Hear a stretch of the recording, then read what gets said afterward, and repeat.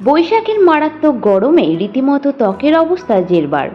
তীব্র এবং প্রখর রোদের দাবদাহে বাইরে বেরোনো যেন একটা ভয়ঙ্কর ব্যাপার হয়ে উঠেছে। কিন্তু কাজে তো যেতেই হবে। এদিকে রোদে বেরোলে ত্বক জেল্লাহীন হয়ে যায়, ট্যান পড়ার পাশাপাশি অ্যালার্জি এবং ফোলাভাবও দেখা যায়। এক্ষেত্রে সব থেকে বেশি কাজে দেয় বরফ।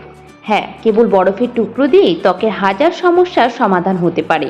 তবে এর জন্য মানতে হবে বেশ কিছু নিয়ম। তবে কি সেই নিয়মগুলি, আজ তা নিয়ে বিস্তারিত আলোচনা করব এই ভিডিওতে।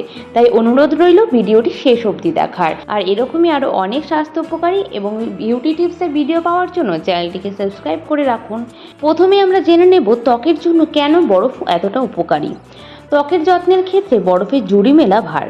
ব্রণের সমস্যা, চোখের তলায় কালি, ফোলাভাব, এমনকি যে কোনো ধরনের প্রদাহ দূর করতে আমরা সকলেই বরফ ব্যবহার করি। অনেকে আবার ত্বকের জেল্লা ফেরাতে আইস ফেসিয়ালও করে থাকেন।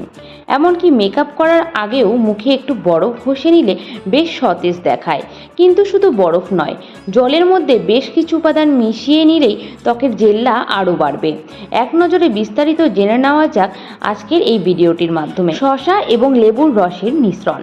একটানা পরিশ্রম, ক্লান্তিতে ত্বকের জেল্লা যেন হারিয়ে যায়। হারানো জেল্লা ফিরিয়ে আনতে বরফ কিন্তু তুরুপের তাস। কিন্তু যদি সেক্ষেত্রে শসা এবং লেবুর রস যোগ করা হয় তাহলে স্কিন আরও বেশি হেলদি হয়ে ওঠে। এর জন্য একটি বাটিতে শসা খোসা ছাড়িয়ে কুচি কুচি করে কেটে মিক্সিতে রস বের করে নিন। তাতে লেবুর রস ভালো করে মিশিয়ে বরফ হিসেবে বানিয়ে মুখে ব্যবহার করলে ত্বক হবে বেশ ভালো। কারণ এই দুই উপাদানে অ্যান্টিঅক্সিডেন্ট আছে। মনে রাখবেন, ত্বকের কোনো এক জায়গায় বেশিক্ষণ বরফ চেপে রাখবেন না, নইলে ত্বকের দাগ পড়ে যেতে পারে। দ্বিতীয়ত, তুলসী পাতা।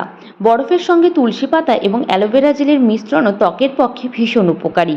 এর জন্য কয়েকটি তুলসী পাতা বেটে নিয়ে জলে গুলে নিতে হবে। এবার তার সঙ্গে 2 চা চামচ অ্যালোভেরা জেল ভালোভাবে মিশিয়ে নিন। পরে সেই বরফ মুখে ব্যবহার করলে ব্রণের সমস্যা দূর করে। তুলসী পাতা ত্বককে ঠান্ডা করে, তবে বরফ সরাসরি ত্বকে দেওয়া উচিত নয়।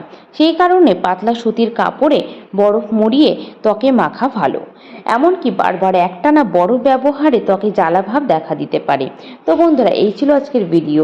এরকমই আরও অনেক ভিডিও পাওয়ার জন্য চ্যানেলটিকে সাবস্ক্রাইব করে পাশে থাকুন। ধন্যবাদ।